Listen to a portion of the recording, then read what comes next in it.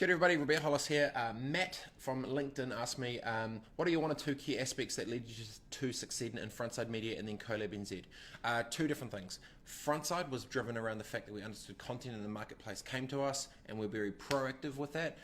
Colab was very reactive because we built what the community wanted, and because it wasn't our core business, we kind of it was more community driven. But I guess so. One was proactive and one reactive.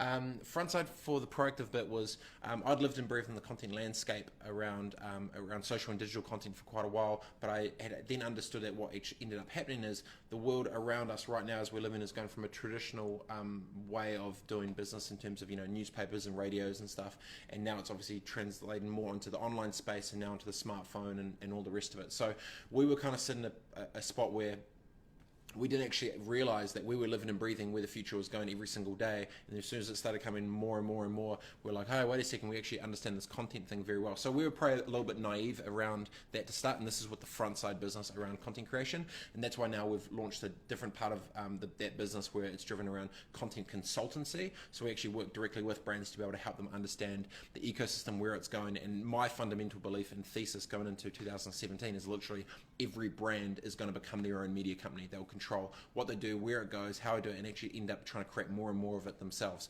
So we work directly with brands and agencies to help that part happen.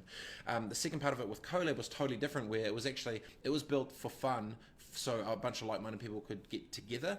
And what's happening, we have extremely low margins, and we pass that on to anyone that exists in the ecosystem or as part of the community around Colab, and that's enabled us to successfully expand that business into 10 floors and 7 different buildings around town. But probably a key difference around Colab, which I think it's been successful, is we curate the community pretty hard out. We make sure there's kind of no dicks policy, so you need to be able to have positive momentum with whatever you're up to. You need to be able to add value to the other network with everyone else in the mix, and then don't be a dick, because it's kind of like flatting. Another part of it as well is we structure all our leases where it's just month to month. So instead of having a big long-term leases for anyone that wants to get into Colabnz, it's literally just built of a startup can go from 2 staff to 20 in the space of 2 months if they get a big funding round or if something happens and they blow up. So we it's like water, and everyone sort of shifts and morphs as it does. So Matt, thanks for asking on LinkedIn, what are the 2 key aspects that lead you to succeed with Frontside?